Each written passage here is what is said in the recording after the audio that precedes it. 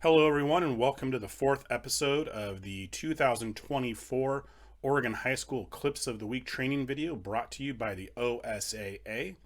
It's hard to believe that we're already one-third of the way through the regular season. We hope everyone's season is going well.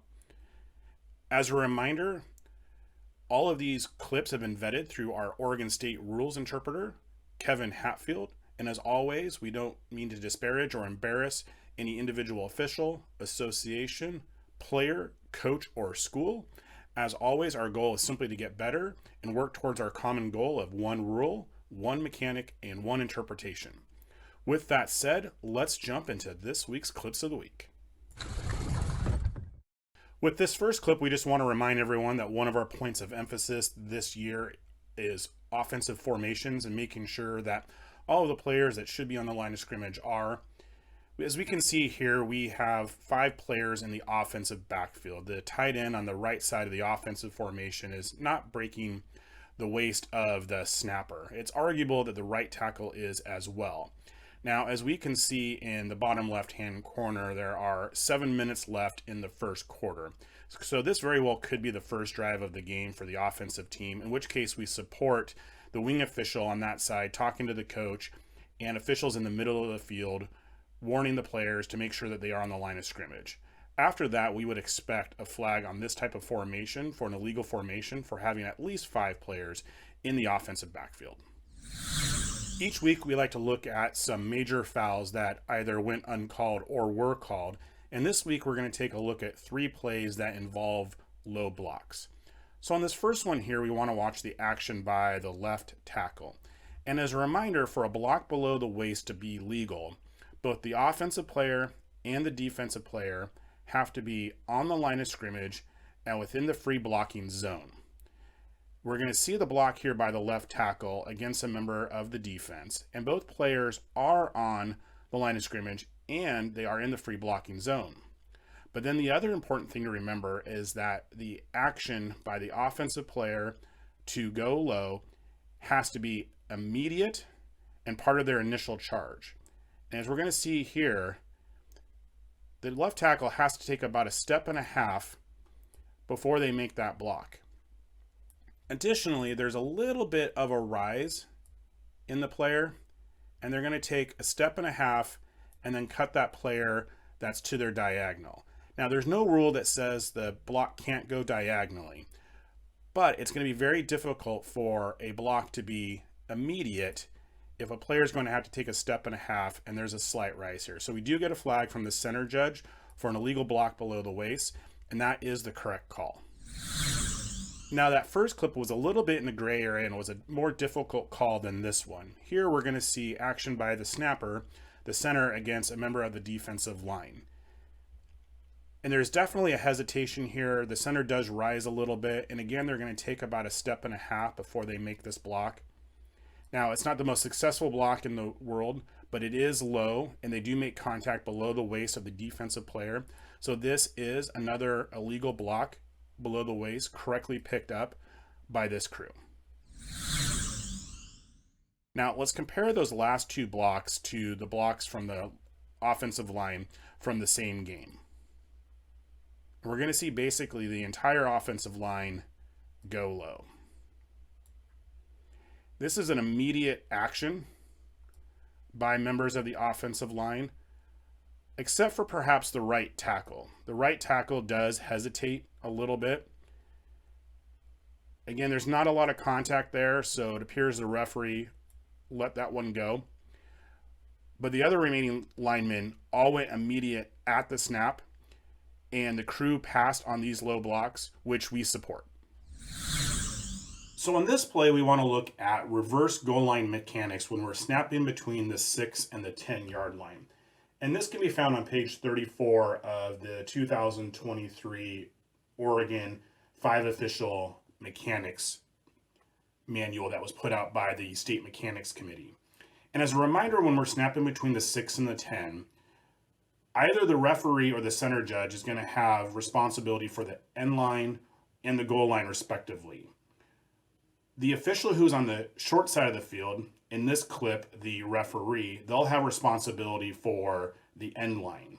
The center judge because they're on the wide side of the field, they're going to have responsibility for the goal line.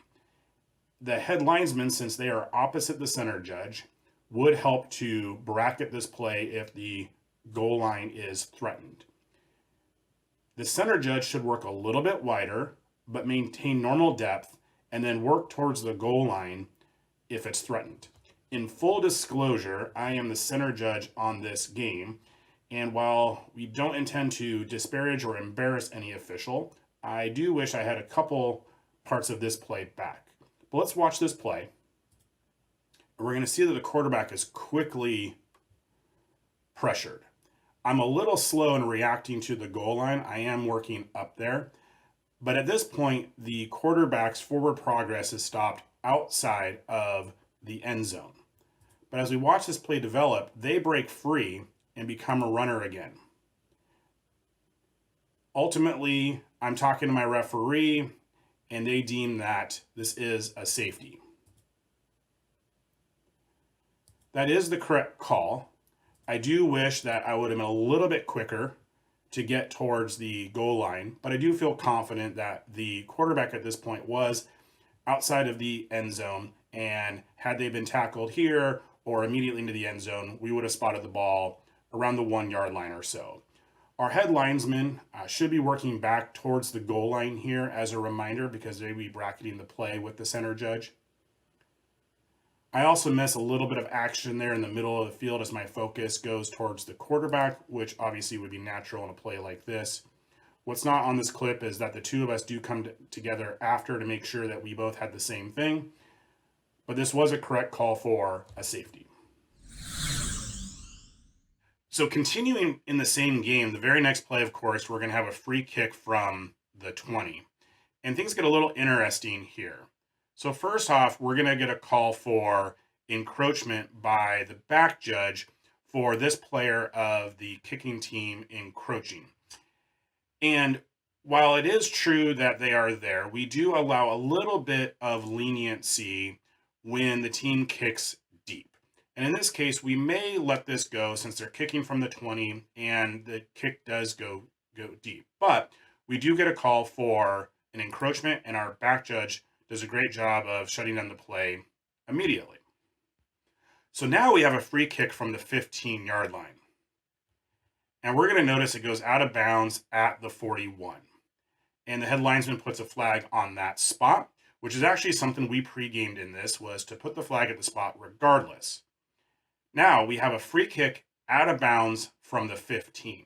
And if you recall, last year we looked at a situation in which a crew mistakenly spotted the ball incorrectly after a kickoff out of bounds.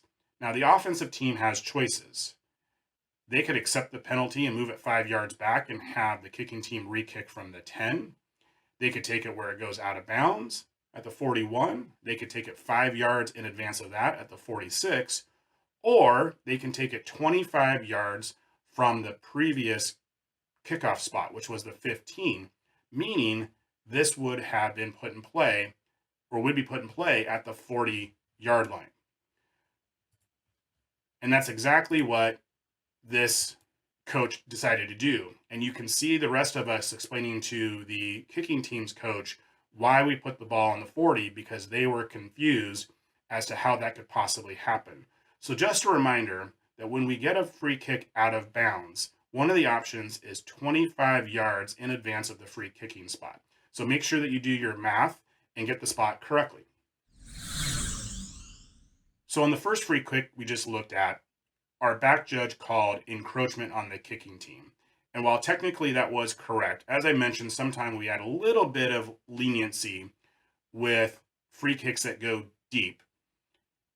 But we do not have any leniency when there is an onside kick. And on this play, we're going to get a surprise onside kick. But as the ball is being kicked by the kicker, we have at least 2, if not 3, or even 4 members of the kicking team that are across the restraining line of the kicking team. The back judge should shut this play down immediately, but that's not done. Now the return team does recover this. We want to make sure, because the return team did touch the ball, that we're going to wind the clock and kill it. But just a reminder that if we get an onside kick, or in this case, a surprise onside kick, we have no leniency for the kicking team encroaching. Let's take a look at a field goal try from a game a couple of weeks ago. And as a reminder, a field goal is nothing more than a scrimmage kick that can score. We always tell ourselves a couple of things on scoring kicks that are field goals. We want to know who the eligibles are on the end of the line of scrimmage in case the play breaks down or there's a fake. We also want to make sure that we have our whistles out and understand that this is a live ball. Again, a field goal is nothing more than a scrimmage kick, or what we might call a punt, that has the opportunity to score. Now, first thing we want to look at here is the positioning by the referee. We would like to see them a little bit further up rather than being straight line to the kicker. This allows them to be in better position to see potential contact on either the holder or the kicker. Then also notice here then what the result of the play is. We're going to have a field goal that's no good. So we have a field goal, again, which is nothing more than a scrimmage kick from the 11-yard line. The try for the field goal is no good. So where should we next put the ball in play? Well, of course, the answer is the 20-yard line. A missed field goal in high school that breaks the plane of the goal line is simply a touchback. But we're going to notice here that the crew put the ball on the 11-yard line. Now, beyond that, this is the next play, and we wanted to talk about positioning. So with the ball being snapped at the 11, both officials should be at least to the goal line here. Depth for the referee should be 12 to 15 yards, so they should actually be in the end zone. The center judge depth is 10 to 12 yards, but since we're snapping at the 11, we'd want them to start at the goal line as well. So we need these officials to be deeper and probably not as wide as they are either. Now, again, anybody on this crew can step up here and be a crew saver and remind somebody on the crew that on a missed field goal that breaks the plane of the goal line, that is a touchback.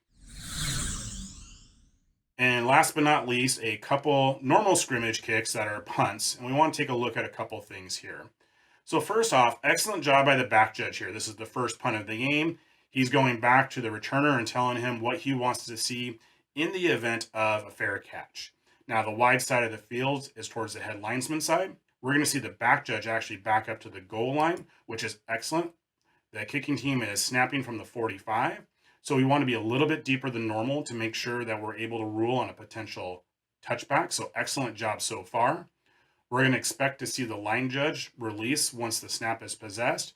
And again, their goal is simply to get about halfway down and end up bracketing the play with the back judge and the head linesman. So the crew does a good job. Everything is set up pretty well at this point. Now, the block to the top of the screen here, we're going to get an offensive holding call by the head linesman.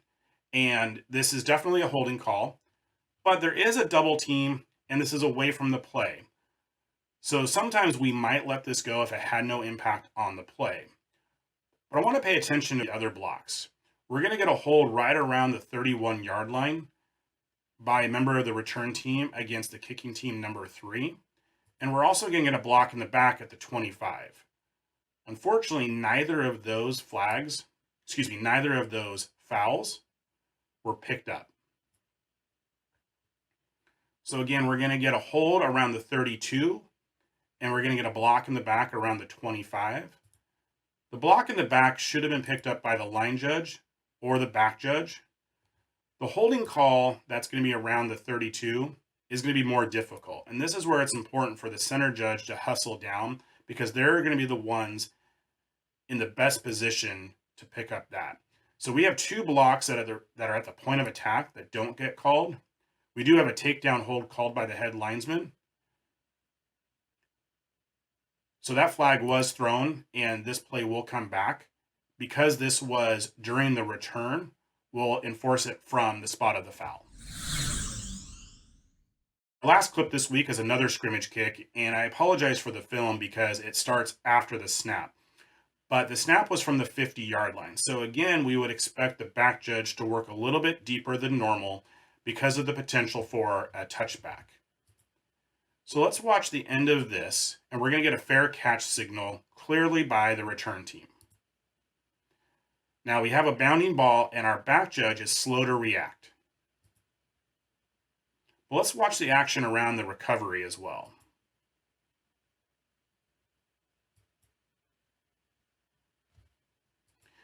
So again, first thing, we would like to see the back judge deeper. They're even with the returner, and we want them to be behind them. But we also have a bounding ball on turf. We need to be in better position to rule on a touchback. But remember, the returner also signaled for fair catch. And as a reminder, once there's a signal for a fair catch, the return team cannot block a member of the kicking team. And we're going to see here right about the time a member of the kicking team recovers the ball at the 5, we're going to get a push or a block by the returner. Now, we support no flag on this play because the contact was right at the time the returner had possessed it, and it probably didn't rise to enough contact for an unnecessary roughness, although that would be the penalty that we would call here, not for an illegal block after the fair catch. But just a reminder for back judges and the wings that are supporting them on the way down, once a member of the return team signals fair catch, they can not block a member of the kicking team to prevent them from being able to down the ball. Well, that's it for this week's Clips of the Week. As always, we thank you all for your support. We wish you nothing but the best of luck in your games this week. If you have a clip that you would like to share with us, please use the email address on your screen. And as a reminder, again, all rules and clips have been vetted through Oregon State Rules Interpreter Kevin Hatfield. Thank you and good luck with your games this week.